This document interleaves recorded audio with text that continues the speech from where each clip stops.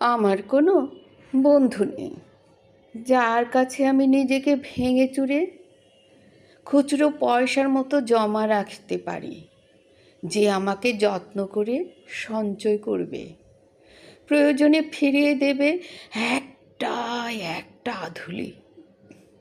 সত্যি বলতে আমার কোনো বন্ধু নেই। বন্ধু বলতে জেনেছি যাদের, তারা কেবল পথ চলতে সঙ্গী ছিল।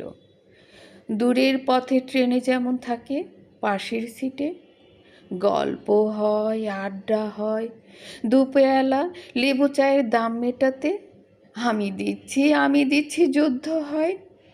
সিগারেটের বাড়িয়ে দেওয়া টুকরো ফুঁকে, এই যে নিন ফোন নম্বর, এই দিকটাতে আবার এলে ফোন করবেন, বলা শেষে অচানা এক স্টেশনে উধাও হয়। এই যে আমি পথ হাঁটছি, রোজ খাটছি, বুকের ভেতর কষ্ট